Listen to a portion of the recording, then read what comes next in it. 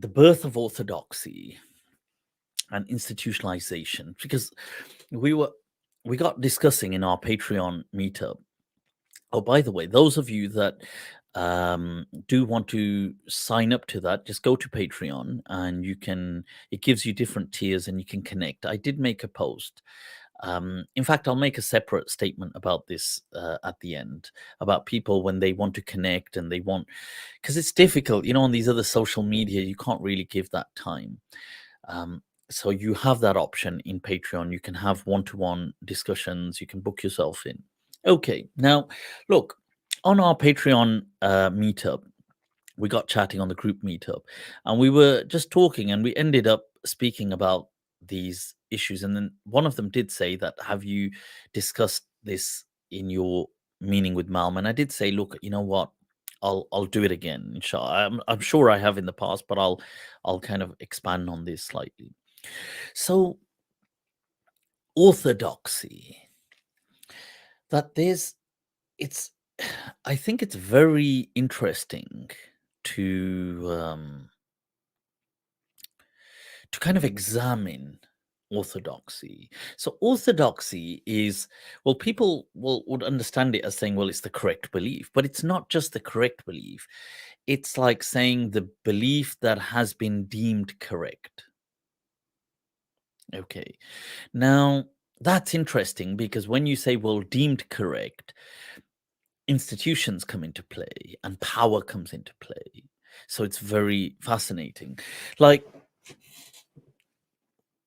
this was the phenomenon we were discussing. When we look at Sunni Islam, we find that for the first almost 200 years, there clearly is the main body of Muslims, the main, what you call the Sawadul A'zam, the great, the main body of people who were main Muslims, but they didn't have a name. So this name, Ahl Sunnah, didn't exist for until over, decades over 200 years after the Prophet. So there was no name for the main body of Muslims. So if you said to someone, well, who are you? They would just say, we're Muslim. But there were many other sects that had emerged. So the Shia had emerged, the Khawarij had emerged, the Qadariya, the Jabariya, let's say the Rawafid, the different sects had emerged. So how did you identify as I'm from the main body of Muslims? So what you had was, there was an identitarian methodology that took place, and that was that by association. So, and one symbol of that was that you were engaged in the study of, and the study and the project of hadith. So if you were engaged in the hadith project as a muhaddith of Islam, you by default were at the center, because the hadith represented the Prophet sallallahu alaihi wasallam. And even though hadith is not synonymous with sunnah in especially in Maliki and Hanafi Islam, the majority of Sunni Islam, because they're the majority in numbers, but hadith still is an attempt to capture the historical records of the Prophet. So if you're somebody engaged in that, you are in the center. This is one way of saying I'm. Obviously, the word Sunni didn't exist, but it's like saying I'm a proto-Sunni. I'm from the main body of Muslims. I'm not from a deviant sect. Okay. This is why, for example, Imam Abu Hanifa, rahimahullah, was one of the greatest scholars of Islam. He wasn't bulletproof. You see, because if you were involved in the Hadith project, that was one layer of armor against this being ostracized. So he wasn't, because he was not involved in the Hadith project, and hence he was a target, and hence he was cast aside from the main body of Muslims. According to certain scholars of the time, they considered him not They considered him a deviant because he wasn't from the Hadith project.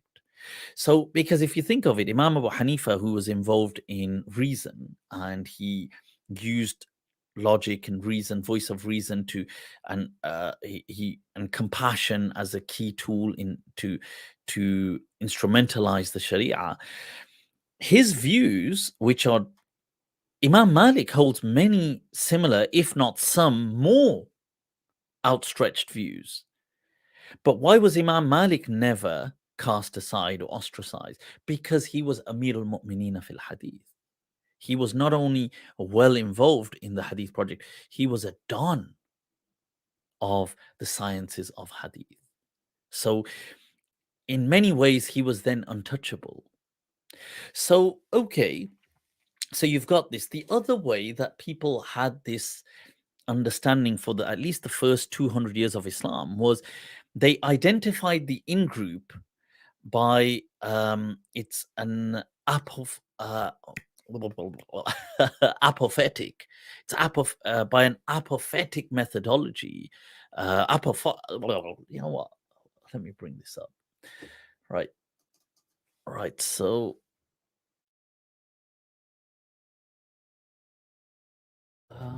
yeah, apophatic. That's it. Yeah. So apophatic methodology. It's by what you negating by what you're not. So so the center is defined by the periphery. So the periphery, the edges define where the center is. So if you're standing at the edge, then and I'm not there, I know I'm not at the edge, and by contrast, I must be closer to the center. So, for example, we would say we are the main body of Muslims because we are not people who, let's say, the Shia who believe in imamship. We are not people who call Muslims non-Muslim by committing a major sin, the Khawarij. We are not people. So you're not saying what you are, you simply state what you are not. An apophatic methodology. So you just state the negative, and so you define the in-group by contrasting it to an out-group. You don't give a definition for the in-group. You just say we are not that group. So this is how, and that's a very interesting phenomenon, because the question is, well, why didn't somebody give a definition for the in-group? And they don't. So Imam Malik's Fatawa, look at his Mudawwana, he's answering over 30,000 masail. Abu Hanifa's Zahir al-Riwaya, 100,000 masail. But they never explain Aqidah, never. They never tell you what you need to believe. They do discuss Imam Malik says, he mentions Shia in his Mudawwana, he mentions Khawarijis, he mentions Qadaris, he mentions Mu'tazila, but he never tells you what you believe to be. There is no checklist to believe. There is only the in-group is identified in contrast to the out-group. So as long as you don't do these things, let's say you don't curse the companions, you don't do takfir of Muslims, then you're fine. You're within the main body of Muslims. Now that is vast, because it's still not, there's no inquisition into what you actually believe. And that is how the sunnah of the Prophet ﷺ was. Because the sunnah of the Prophet was not to go around and say, what do you believe about this? How do you believe this? Oh, you don't believe that? Chuck him out. What do you believe about this? It wasn't. It was, look, as long as you don't worship other idols, you don't do this, you don't do this, you believe in Allah, you accept the message. So when these few criteria they did have, but they didn't used to mention because it's so obvious, it's so commonplace that amantu billah, I believe in Allah, I believe in revelation, malaikati, kutubihi, wa rusulihi, and messengers, wal yawm al-akhir, I believe in a life after death, and I believe Allah is all powerful. That of course, that every child had, and that makes you a Muslim. So there was no definition there was no checklist. As long as you don't curse companions, as long as you don't curse the wives of the Prophet, as long as you don't do this, you're from the main body of Muslims. Now you may say, well, okay, but I understand this thing like this and this thing.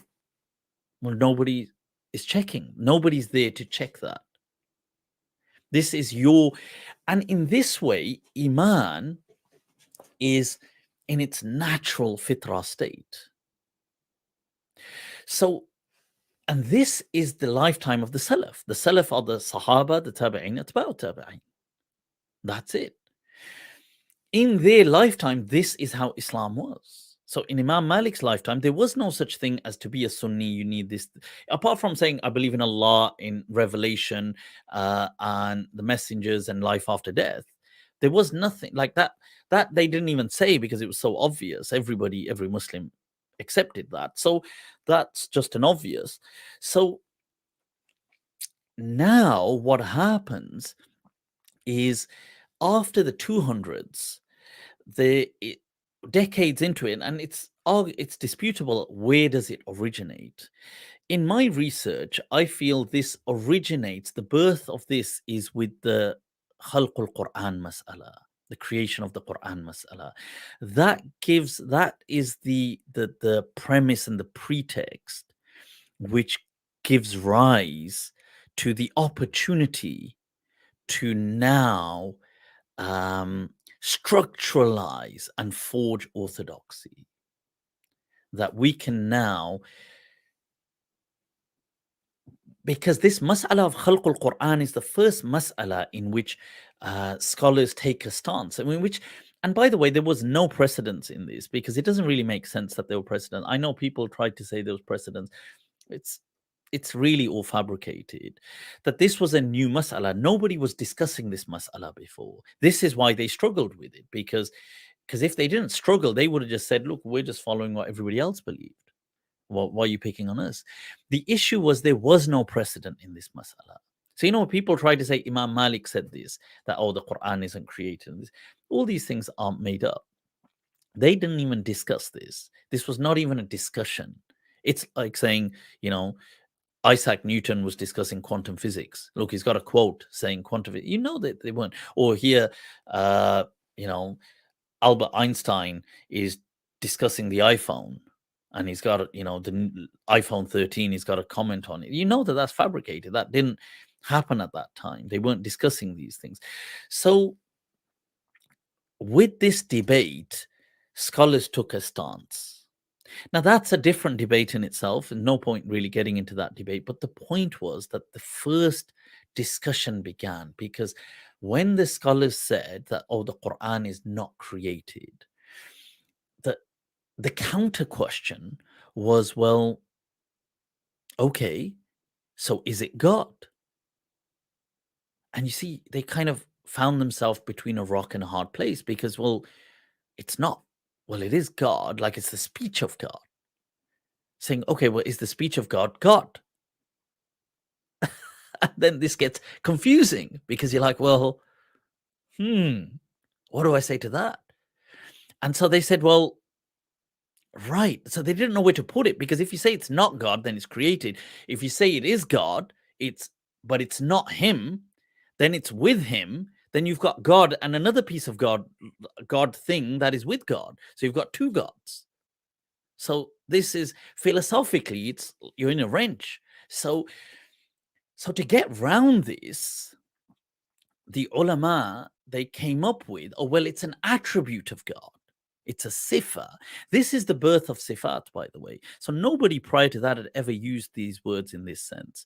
And I know some people try to justify it, but really it's, okay, you can try to justify it, but if you're going to call a spade and just be honest, you're going to know that the birth of this issue is with the Khalqul Quran. That they didn't know where to put this now. So they said, well, oh, this is, okay, let's call it an attribute of God. So theology starts to get formed. It is the birth of orthodoxy, that we, as the main body of Muslims, are people who believe, who affirm. Remember, first it was we negate. We don't curse the companions. We don't do this. We don't. Now it's we affirm, we believe. There's a checklist that the Quran is not created. If you tick this, you are now in, you are with the in group. So it became a to do, like there's a criteria, a checklist. So this is why you see, so for example, the greatest Sunni scholars, theologians like Abu Hassan al-Ash'ari, who's the father of Ahl Sunnah. I know people say Imam Ahmad is the father of Ahl Sunnah. That's a different discussion. But really, from what I've, my people, if they have any evidence to the contrary, but what I've come across in my readings is that the first person to use the word Ahl Sunnah was Abu Hassan al-Ash'ari. And this is way into the 200 Hijri, because Abu Hassan al-Ash'ari is originally from the Mu'tazila. He's not even from Sunni Islam originally. He is the nephew of Abu Ali al-Jabba'i, who is a major figure in the Mu'tazila legacy, great thinker of Mu'tazila, denomination, sect. Now, Abu Hassan al-Ash'ari breaks away from him, and he then starts to amend certain beliefs, because they have, remember, mainstream Muslims don't have a checklist of what makes you the in group. They just know we are not the out group. It starts in that century. Then people start adding to this list. Then, okay, we are people who affirm that the Quran is not created, tick. Then people add another thing. Okay, we are people who affirm this, another thing. Before the end of the century, you've got Abu Ja'far al-Tahawi, Imam Tahawi, the great Hanafi scholar. In his Aqidah Tahawiyah, you've got over 160, 164, 165 things on his checklist now. That if you don't even believe in one of these, you are out. See, first, you go back 100 years. If you don't curse the companions and you don't curse this, you are in. The periphery defines the center. That if you're not on the edge, you're in the center. And the center is fluid. There's an amorphosity. There is this kind of like, it's a flow structure. Okay, it's in free flow. But this is how Iman was taught by the Prophet sallallahu alaihi wasallam. It wasn't a checklist. It was just taught. And the living tradition was you just learn it. And so, considering, look, people like Imam Malik, they writing at length, I mean, volumes, Mudawwanatul al-Kubra, 35,000, 36,000 masail. They're arguing about things like, if you use a nail in the wall of a neighbor, what do you do? What's the compensation for this? If you build a wall around here, if you tie your horse over there, if you bring 8 bags of wheat and do this, if you translate this into this. Why are they not mentioning Aqidah? What do you actually believe in to be a Muslim? They don't do it. And there is wisdom with the Salaf. There is wisdom. Now, you see, you fast forward 100 years and now you have a checklist. Now we can measure you against the list. If you don't meet up to one of these things, we will chuck you out. See, now that also, you see, the question is, if you go back 100 years, that had an amorphosity. It was amorphous. It was like, didn't have a set structure. It's like a floating cloud. Okay. Now you fast forward 100 years and people could argue, well, there's a crystallinity. Where you have a substance that's amorphous, and then the crystallinity of it, the crystalline structure, is it's so, the carbons are so tightly packed together, they're all structured. So people may say, well, okay, there's this crystallinity to it now. But the thing is, there's also power. Because you see, if I'm in the in group and I don't want you in the in group, then I add on another checklist, because now people are adding. Everybody, once you've started it's now people they can keep adding. Well, okay, to be a Sunni Muslim, you also need this now. Anybody who does or to be a Sunni Muslim, you can never do this now.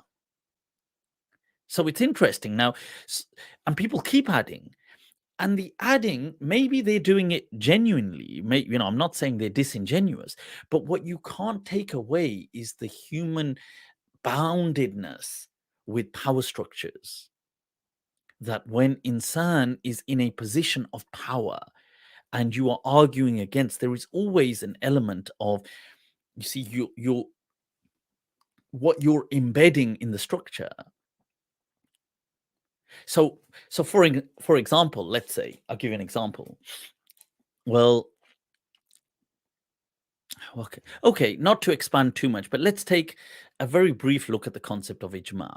Now, this is not to debate the issue of ijma, and that can be for another day, but let's say this is a tool that scholars have, that they say, well, this is the consensus, and consensus is it's a card that holds weight. Like, let's say, not to say it's a game, but let's say, if we're using that analogy, we can use this to show that, look, why are we doing this? Because we have ijma. Okay. But the question, when you look at Imam Shafi'i's time, when they're trying to discuss what are the tools to make Sharia, they say, well, okay, the tools to make Sharia have to be proven from the Quran and Sunnah. So basically, either the Quran teaches you or the Prophet taught you. But the Prophet never taught ijma, because that wouldn't make sense. So the Prophet never taught ijma. That's clear.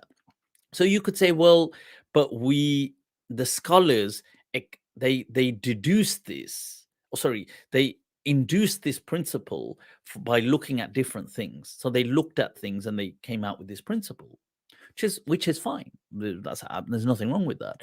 And okay, that's great. So the scholars came up with this for a preservation method. Sure. Now, did some scholars ever question this? Of course they did. Like Ibn Hazm, for example, questions it. Other people question it. What type of ijma? Who's ijma? Ijma of the Sahaba, ijma of Medina, ijma of the family of the Prophet, ijma of all Muslims, ijma of the ijma of the jinn, ijma of just, there's all kinds of, there may be absurd questions, but people say ijma of who? So, okay. Now, you see, so this is a tool that the scholars, by inductive reasoning, they kind of arrived at these. Now, you see, well, somebody may say, well, I don't know, I'm not so convinced. So this is now on the checklist. Okay, anybody who doesn't accept this is no longer part of the main body of Muslims. We just add it on. So it becomes like, well, okay, well, now I can't question that. It's a bit like the cancel culture, which is also about power. See, like, if you look at the mega wokeism today, and it's going mad. I just saw a clip today with some senator and some woman was discussing something, and they're discussing the term about, I think, pregnancy, and they say, and she's asking him that, oh, do you? And I think he's asking her something about, well, you're saying persons or people capable of pregnancy. And so he says, I thought this issue was a women's issue. Are we not discussing women's rights? And she says, well, it doesn't, it's not just to women. Obviously women get pregnant, some women don't get pregnant, some, let's say, trans people, some men, some non-binary, some pan-binary, whatever. She mentions all these things. So she says, well, all of these categories are capable of pregnancy. So she says, do you? So he says, I don't understand. Like, I thought. So she says, oh, don't you? Do you not believe that men can get pregnant? So he says, no. And so she says, oh, so you, by that very comment, are inciting violence against uh, transsexual, and you're transphobic, and violence against these people. And he says, well, where am I doing that? I'm just asking. He says, I just said, no, I didn't know that. And it's, and this is, so that's a whole different discussion. And what's actually really interesting on all of this stuff, on a side note, is people keep bringing, it's like Dave Chappelle said, people keep bringing up these things, and they bring up transphobic, but really the trans community themselves are usually not, that they're usually very fine and very understanding of this, and they're not the people causing this kind of commotion. They're not at all. In fact, Dave Chappelle on one of his things says, "Look, I get so many letters from the trans community saying, look, man, we've I don't know who these people, but they're not speaking on behalf of us." So that's a different discussion in and of itself. That why. So, but the point is, this cancel culture, it becomes another add-on thing because there's power involved. So, if you don't do that, you're automatically out of the in-group. So this is really fascinating, that how the birth of orthodoxy takes place. This is a very academic discussion. So it's very separate from a kind of confessional learning of Islam, and even very separate from a devotional attitude of practicing Islam. This is a very academic, ilmi pursuit, that how orthodoxy was born, and you can't always separate the power structures from, even if people, you see, because it's naive to assume that only people that are disingenuous act from power. That's incredibly, that's totally not true. Everybody acts from power, and it doesn't mean you're disingenuous. It just has to add an element of neutrality to it. That's all. So, and a good example is like this. Like, let's say,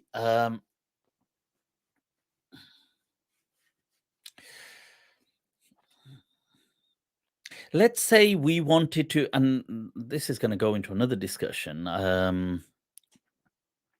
Let's say we wanted to discuss dispensations in Islam, like things that you're allowed to do. Let's say by default, let's say you had to do wudu, but you don't need to do wudu because you're ill, or so you can do tayammum, or there's something, you got an injury, or there's something. Now, you see, or it could be something else. Let's say you need to shorten the prayer, or there's something totally different. You needed to, whatever it was, whatever the thing, but you needed a rukhsa. Now, the question is, well, you see, language. When I say to you that, this is, like, that's an inconvenience to do. You see, language is loaded. So imagine I said, well, wudu must be done and cannot be substituted by tayammum simply by inconvenience. Oh, so this is a clear Hanafi style. I know the Malikis are much more relaxed on substituting wudu with tayammum, but let's say the Hanafis are very strict. So they say, well, wudu cannot be substituted by tayammum by simply inconvenience. So, you see, but the question here is that when you say inconvenience, you've already rigged the game, because inconvenience is already a subjective opinion. So now I say, well, what's an inconvenience? Okay, so there may be some very trivial things that maybe people agree on, but it's a subjective. So one person's inconvenience may be another person's nightmare. Maybe. Let's say a person has a cold. This is a nightmare. I'm not doing wudu. So, well, that's just a little inconvenience. The other person, this is a catastrophe. I can't work. I can't do this. Or, you see, the moment we deploy words, like the moment we deploy words, we are agents of power. We select words, maybe subconsciously, but we embed power structures by the use of words. So when I say, so imagine I didn't say that now. Like, imagine the Malikiya were writing the same thing. So let's say the Hanafi was writing this, and they said, well, wudu cannot be substituted by tayammum because of simple inconveniences. Now let's say i.e. a cold. Let's say the Malikis were writing that. We say, well, wudu can be substituted by tayammum due to hardships, i.e. a cold. The power of the word. See, you embed a power structure, the game is rigged. You see, because you already define the outcome. So this is the issue with, and you could do this genuinely. You could do this, mukhlisina lillahi deen. You could be mukhlis, but you are embedding power elements in the equation the moment you speak, the moment you said something. So when people become a the strength of having an orthodoxy was people were saying, well, we've got structure now. First we had this amorphosity, we don't know what did they believe, I don't know, they what did the tabi'in exactly believe about certain things, we just don't know, they never spoke about it. Okay, that's all nebulous, and it's kind of free floating. Let's have some structure so we can tell our children exactly. You don't just say be part of the main body, we could tell them exactly. So this is the plus side, why people went for it. That we can be clear, we can have clarity. It's not just a free floating, it's a solid foundation now. Okay. And it is, let's be honest. It's much more clearer than trying to say, well, just believe. But then the problem, you see, well, okay, what is it that they believe? Because remember, this list hasn't been taught to you by Allah and His Messenger. It's been taught by men, righteous men, inshallah. But the thing is, they're still men, and they still spoke with a perspective that unquestionably was nested in an agency of control from where they stood. So if they were an Ash'ari, they were writing from an Ash'ari perspective. If they were Hanbali, they were writing from a Hanbali perspective. If they were the clergy and they don't want you to question certain things, they put that in there, because sure, they may do it for a good reason, because we just don't want people arguing with us. It wastes our time. We're doing it to save valuable Muslim time. They may be very sincere, but you see, it becomes a power structure that's embedded. Now you see, you don't meet up to this list, there's an inquisition. You see, if you don't meet up, chuck them out.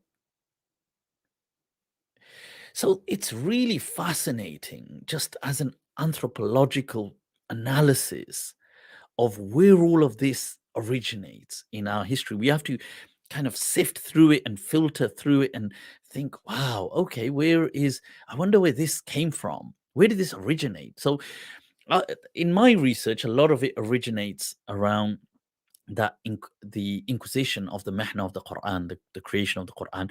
Although I don't think people before that hadn't thought of it. I think it's very naive to assume that these scholars who were writing thousands and thousands of fatwa didn't think of, let's have a creed. I mean, that's like common sense 101. So why didn't they do it though? See, that's the question. That's the $1,000,000 question. Why did they not do it? And there could be a PhD on that. There could be a PhD on all of these things that I've said, on the birth of orthodoxy, or whether it's going to be the definitions of orthodoxy and how that's played out in Islam, or whether it's going to be the first 200 years of Islam, why there was no um, um, crystalline orthodoxy, and why not? Because they must have had their reasons. And I'm not saying, and their reasons could have been ironically a lack of power to do it, you see. So wow,